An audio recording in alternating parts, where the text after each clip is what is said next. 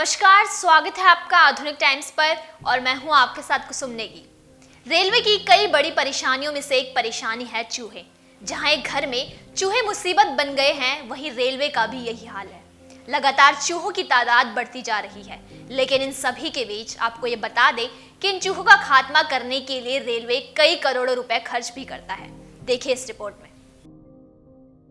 बड़ी तादाद में चूहों का बढ़ना रेलवे के लिए कई मुसीबतें खड़ी कर रहा है।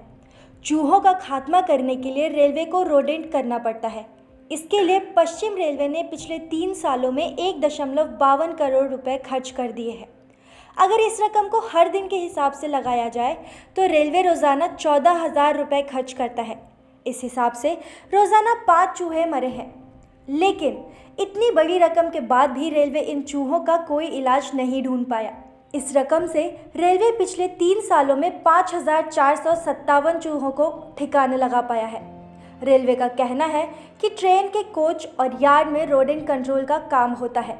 इसके लिए ठेकेदारों को नियुक्त करना पड़ता है। अगर ऐसा नहीं किया तो चूहे यात्रियों का सामान काट देते हैं। इसके अलावा रेलवे के सिग्नल तारों को भी चूहों ने कतर दिया है।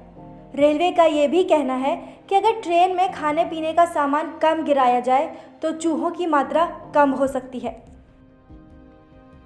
ऐसे में रेलवे इन चूहों के आतंक को खत्म करने के लिए कड़ी मशक्कत कर रहा है और हर साल कई करोड़ों रुपए खर्च भी किए जाते हैं।